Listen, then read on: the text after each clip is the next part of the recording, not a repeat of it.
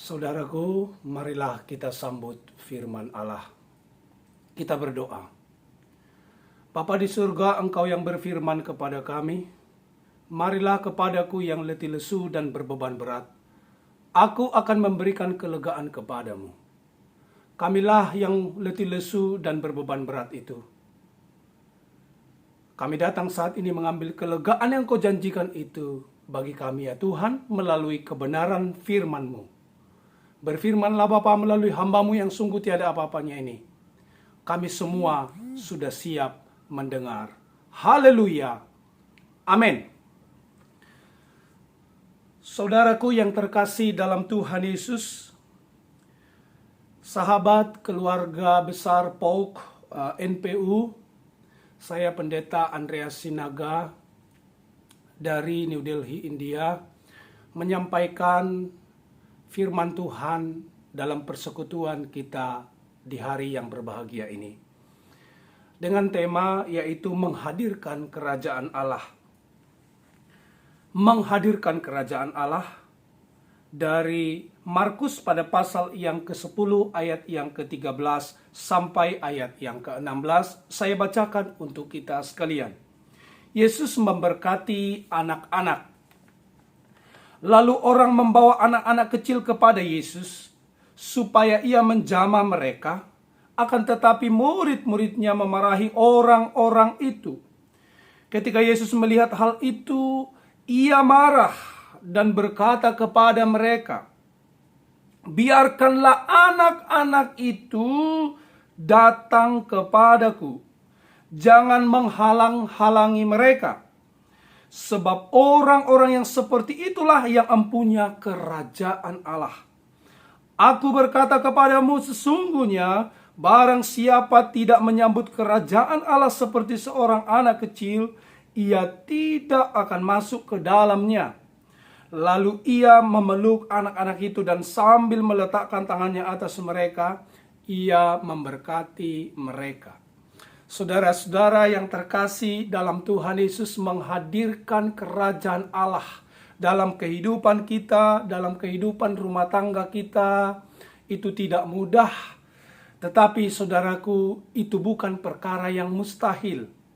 Kerajaan Allah artinya di mana Tuhan berdaulat, di mana firman Tuhan berkuasa, di mana ada damai yang dari surga yang kita alami dalam kehidupan kita bekerja, dalam kehidupan kita berkeluarga, dalam kehidupan pribadi kita. Saudara-saudara yang terkasih dalam Tuhan, marilah kita menghadirkan kerajaan Allah itu seperti yang Tuhan ajarkan kepada kita. Dalam kesempatan ini, saudaraku, paling tidak ada beberapa hal yang harus kita tunaikan. Di ayat yang ke-13 dikatakan, lalu orang membawa anak-anak kecil itu kepada Yesus supaya ia menjamah mereka, akan tetapi murid-muridnya memarahi orang-orang itu. Saudara, saya menyoroti di sana kata memarahi. Yesus memarahi para murid-murid. Kenapa Yesus memarahi para murid-murid? Oleh karena para muridnya menghalangi, membatasi anak-anak untuk datang kepada Yesus, untuk didoakan, untuk sekedar duduk bercengkrama dengan Yesus. Saudara-saudara, Yesus memarahi mereka. Ini serius sekali. Yesus bukan bercanda. Yesus bukan hanya menegur biasa, tapi Yesus marah. Dan kata marah untuk Yesus, saudaraku, sangat sulit kita jumpai dalam Alkitab. Hanya beberapa kali peristiwa di Alkitab, Yesus marah. Contoh yang pertama, Yesus marah ketika orang-orang memanfaatkan bait suci sebagai tempat perjualan. Yesus benar-benar marah. Yesus pernah memarahi Petrus ketika Petrus mengangkat pedangnya lalu memutuskan telinga seorang Maltus, pasukan daripada orang Romawi. Lalu kesempatan kali ini Yesus marah. Marah kepada murid-muridnya karena mereka melarang anak-anak datang kepadanya.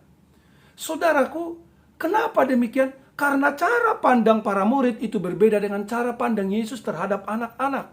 Bagi Yesus, anak-anak sangat penting. Berbicara tentang anak-anak di sini, berbicara tentang pribadi yang lemah.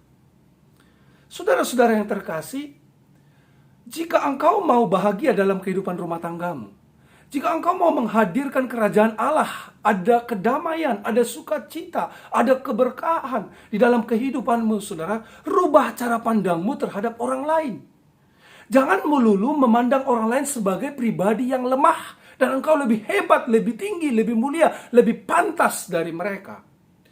Jika engkau melakukan ini terhadap istrimu, engkau akan memandang istrimu sebagai pribadi yang sepantasnya untuk disayang, dicintai, bukan diperbudak. Demikian juga dengan istri, memandang suami akan lebih berharga, lebih hormat, lebih mulia, saudara-saudara. Dan kalau ini kita lakukan, maka rumah tangga kita akan rumah tangga yang hebat, rumah tangga yang akan damai. Bahwa masalah ada, iya. Tetapi ketika kita memandang pasangan kita, ketika kita memandang orang-orang di rumah kita, sebagaimana Tuhan memandang mereka, maka akan ada damai di sana. Akan ada sikap yang saling menghormati di sana. Akan ada sikap yang saling mencintai, menghargai, mendahulukan di sana. Tetapi saudaraku, kalau kita sudah memandang hina orang lain, memandang rendah orang lain. Contoh, kamu kan cuma tamatan SMA, kamu tahu apa sih? Gak usah protes-protes deh, kata kita kepada istri. Akhirnya apa? Istri hatinya terluka. Kalau hati istri terluka, saudaraku, tidak akan ada damai di rumah tangga, keluarga saudara, meskipun uangnya mungkin banyak. Demikian juga mungkin istri saudara. Istri saudara lebih berpendidikan dari saudara, atau lebih kaya orang tuanya daripada saudara. Lalu berkata, kalau bukan karena papaku ya, kok nggak ada apa-apanya. Kalau bukan karena ditolong keluargaku, kamu tidak ada apa-apanya. Tahu diri kamu. Kalau istri berkata demikian, saudaraku, maka berantakan keluarga kita. Saudara-saudara, cara pandang kita terhadap orang lain harus kita rubah, harus sebagaimana Tuhan memandang mereka. Haleluya. Maka kerajaan Allah itu akan nyata dalam kehidupanmu. Demikian juga engkau sebagai pimpinan di perusahaan di tempat engkau bekerja, apalagi di sini ya, PAUK NPU. Saya tahu ini adalah perusahaan yang besar dan beberapa kali saya ke sana. Bahkan dalam pengalaman hidup saya, saudaraku, ini sangat luar biasa. Saya pernah transit di NPU dari Rekia naik helikopter, saudara-saudara. Itu bukan hanya sekali, mungkin hanya ada beberapa kali, saudara-saudara. Ya, dan ini perusahaan yang besar, di mana ada pimpinan saudara, di mana ada anak buah saudara. Saudara, jika saudara adalah pimpinan, ya hargailah anak buahmu. Jika saudara adalah bawahan, hormatilah pimpinanmu. Jangan merasa lebih hebat dari orang lain. Hargai, ya, hargai. Itu akan menghadirkan kerajaan Allah, keberkahan, damai sejahtera, sukacita, kebahagiaan dalam hidup saudara. Itu yang pertama, rubah cara pandang kita. Jangan pernah menganggap remeh, menganggap hina orang lain. Yang kedua, saudaraku, ketika Yesus melihat hal itu, ia marah dan berkata kepada mereka, biarkanlah anak-anak itu datang kepadaku, jangan menghalang-halangi mereka, sebab orang-orang yang seperti itulah yang mempunyai kerajaan Allah. Yesus berkata, sebab orang-orang yang seperti itulah, yang mempunyai kerajaan Allah, orang-orang yang seperti anak-anak. Kata itulah berarti seperti anak-anak itulah yang mempunyai kerajaan Allah. Loh, kok bisa? Ya. Maka kita harus pelajari tentang anak-anak. Paling tidak saya catat keunggulan daripada anak-anak, saudaraku, yang harus kita petik supaya kita memiliki kerajaan Allah dalam kehidupan kita. Yang pertama, yaitu mereka begitu percaya. Ya, anak-anak itu begitu percaya sama orang tuanya. Anak-anak tidak terlalu peduli apakah orang tuanya punya uang atau tidak, tapi anak-anak akan minta mainan. Anak-anak kalau lapar, saudaraku, dia akan nangis. Dan dia begitu yakin orang tuanya mampu memberikan dia makan. Anak-anak akan nangis ketika dia pipis, ketika dia pup, begitu ya. Dia begitu percaya bahwa orang tuanya akan mengurusi dia, membersihkan dia, melayani dia. Jadi kalau ada masalahnya, saudaraku, dengan anak-anak lain, atau dia lihat, oh ada kecoak di depannya, dia takut. Dia pergi menghampiri orang tuanya, saudaraku. Itulah anak-anak. Dia begitu trust sama orang tuanya. Saya sama anak saya, saudaraku, suka main tinggi-tinggi. anak saya yang pertama suka main tinggi-tinggi. Ya, saya angkat gitu kan, lepas gitu. Lalu saya tangkap lagi. Dia begitu percaya, papi, katanya gitu. Dia begitu senang. Padahal istri saya udah takut tuh, nanti jatuh lah atau apalah gitulah. Ada fail lah gitu kan. Tapi anak saya begitu senang, saudaraku. Oleh karena apa? Dia begitu percaya ketika saya angkat dia tinggi, saya lepas di udara, saya akan segera menangkapnya dan akan memeluknya. Itulah anak-anak, saudaraku. Nah, demikian juga harusnya hidup kita. Ketika kita ada problem, ketika kita ada sakit, ketika kita ada persoalan, seharusnya kita begitu trust.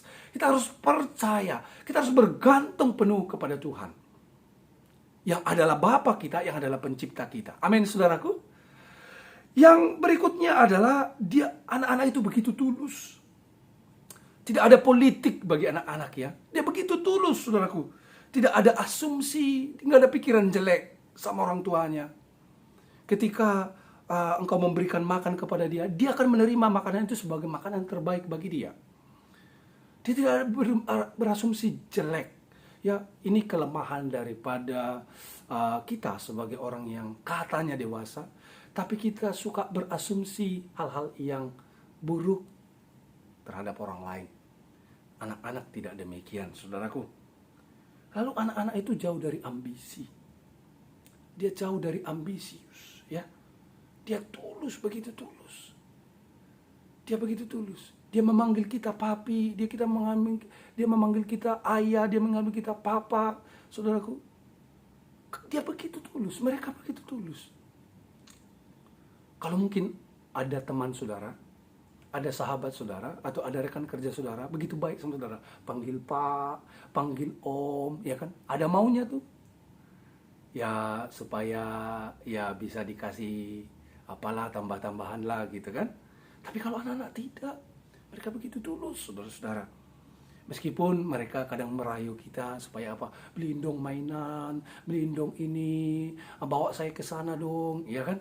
Tapi itu begitu tulus, saudara-saudara. Ya. Lalu tidak ada niat bulus dalam anak-anak ya. Tidak ada hal yang jelek yang berusaha mencelakakan orang tuanya bagi anak-anak. Mereka begitu tulus. Itu yang harus kita tiru dalam kehidupan kita, saudara-saudara. Lalu yang terakhir, saudara, anak-anak itu suka mengampuni. Tidak menyimpan amarah, benci, dan dendam. Anak-anak boleh beda pendapat. Ya, anak-anak juga kadang bertengkar ya. Kalau saudara lihat di video-video anak-anak lucu gitu ya. Kadang anak-anak masih bayi belum bisa ngomong tapi udah bertengkar. Gitu. Anak satu dengan anak yang lain gitu, saling berantem. Gitu. Tapi itu hanya at the moment. Hanya sementara, saudara. Habis itu nanti mereka berangkul. Habis itu mereka saling peluk. Tidak ada benci, mereka tidak ingat lagi persoalan mereka yang tadi. Mereka saling mengampuni, mereka tertawa bersama, mereka bermain bersama. Itulah anak-anak. Saudara, kita akan menghadirkan kerajaan Allah dalam kehidupan kita. Bila mana kita mudah mengampuni. Sudah pasti istrimu akan salah dalam pandanganmu. Sudah pasti suamimu akan salah dalam pandanganmu. Orang tua kita bisa salah dalam pandangan kita. Anak-anak kita bisa salah dalam pandangan kita. Tetapi kalau kita punya hati yang mudah mengampuni, saudaraku, maka apapun masalahnya, apapun tantangan persoalannya dalam kehidupan rumah tangga, keluarga saudara, pekerjaan saudara, maka semuanya itu akan beres pada akhirnya dengan baik. Engkau pada akhirnya akan mengalami damai sukacita. Amin, saudaraku. Ini yang harus kita miliki. Jangan sampai, saudaraku, ada benci, ada dendam. Ingat, tidak ada surga, tidak ada kerajaan Allah bagi mereka yang membenci dan dendam. Kalau engkau mengampuni, maka aku akan mengampuni engkau. Bapa yang di surga akan mengampuni engkau. Ingat doa Bapa kami. Ampuni dosa kami seperti kami mengampuni orang lain. Amin. Saudara-saudara. Dan Yesus berkata, jikalau kamu tidak mengampuni, maka Bapakku di surga tidak akan mengampuni engkau. Saudara-saudara, mari kita miliki sikap ini. Yang pertama tadi, cara pandang yang berubah. Cara pandang kita harus cara pandang Tuhan terhadap orang lain. Yang kedua, saudara-saudara, kita harus hidup tulus. Jangan banyak asumsi jelek, jangan banyak ambisi, jangan banyak yaitu niat-niat bulus, jangan ada niat-niat bulus ya, saudara-saudara. Lalu yang ketiga, kita harus seperti anak-anak, kita harus mudah mengampuni. Haleluya. Sedikit sebelum saya tutup khotbah saya ini, karena ini masih 15 menit, saudara. Saat ini saya bersama dengan istri saya dan anak saya yang kedua ada di New Delhi.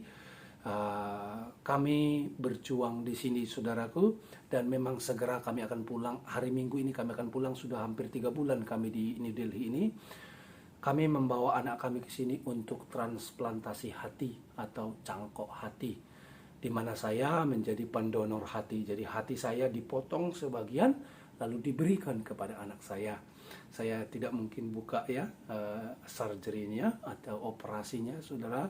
Cukup luar biasa, satu operasi besar di bawah, lalu di atas itu ada 7 titik bolongan tempat alat dimasukkan atau robot untuk memindahkan hati yang dipotong itu dikeluarkan dari bawah pusar di atas kemaluan. Dari situ dikeluarkan, saudaraku. Haleluya.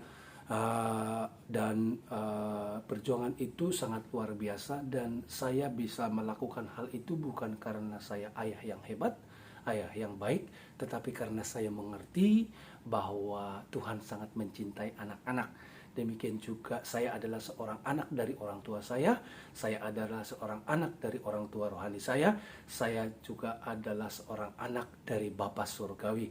Maka saya sangat disayang, demikian juga saya harus berperilaku terhadap anak saya, terhadap orang-orang di sekitar saya, terhadap jemaat, terhadap siapapun. Saya harus mengasihi. Demikian saya mampu, saudaraku, mendonorkan sebagian daripada hati saya kepada anak saya meskipun resikonya tinggi. Dan puji Tuhan, saat ini saya setelah sehat dan sudah bisa berjalan dengan baik, meskipun harus terus belajar menapak, berjalan dengan straight, dengan tegak ya. Dan kalau berjalan jauh memang masih sakit operasinya. Dan anak saya juga yang tadinya kuning sudah putih, saudara, sudah putih, sudah cantik ya. Suatu waktu saya akan datang ke NPU dan bersaksi lebih jauh bagi saudara jika memang Tuhan mengkehendaki. Demikian, saudaraku, pemberitaan firman Tuhan ini, kiranya saudara terberkati dan Tuhan Yesus dipermuliakan. Mari kita, saudara, sebagai orang tua berjuang untuk anak-anak kita, berjuang untuk pasangan kita, berjuang untuk orang-orang yang kita cintai, keluarga kita. Hadirkan kerajaan Allah di tengah-tengah mereka, di tengah-tengah keluarga kita. Selamat bekerja, saudara, selamat bertugas, selamat berjuang di sana. Tuhan Yesus menolong saudara. Dan setelah ini saya akan memimpin kita dalam doa syafaat. Dan mari kita tundukkan kepala, kita berdoa. Bapa di surga, kami bersyukur, kami berterima kasih untuk kebaikan-Mu. Hamba-Mu berdoa, Tuhan, kiranya firman yang telah Hamba-Mu sampaikan boleh diterima umat-Mu dengan baik, sehingga itu boleh berakar dengan kuat, bertumbuh dengan sempurna, berbuah dengan lebat, menjadi kemuliaan bagi Allah di surga dan berkat bagi banyak orang. Haleluya. Demikian juga hamba-Mu berdoa supaya hamba-hamba-Mu ini, Bapa, Tuhan berikan kesehatan di tengah-tengah pekerjaan mereka. Demikian Tuhan berikan semangat, sukacita, Tuhan berikan pertolongan supaya mereka mampu menunaikan tugas tanggung jawab mereka. Dan Tuhan berikan hikmat supaya kiranya pekerjaan mereka pekerjaan yang terbaik. Demikian juga keluarga yang mereka tinggalkan di darat, keluarga mereka yang mereka tinggalkan, saudara-saudara mereka di luar kota.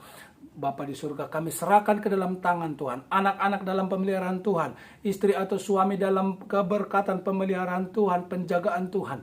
Terima kasih Tuhan Yesus, apapun yang mereka butuhkan Tuhan Yesus, Allah kami yang maha kaya melimpahkannya dalam hidup mereka. Terima kasih Bapa untuk kebaikan-Mu. PAUK NPU kami serahkan ke dalam tangan Tuhan. Semakin hari semakin bertumbuh menjadi kemuliaan bagi Tuhan.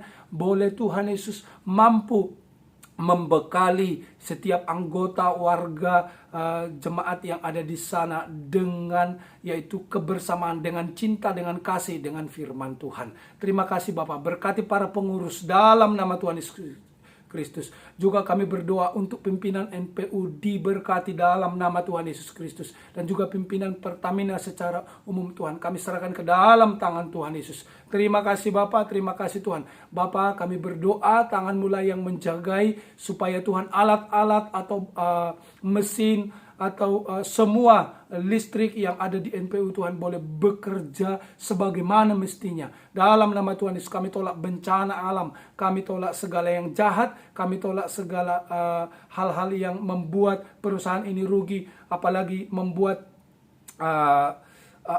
pekerja celaka. Dalam nama Tuhan Yesus ada damai, ada sukacita, ada yaitu berkat-berkat bagi mereka. Terpuji nama-Mu Tuhan Yesus, kami bersyukur berdoa.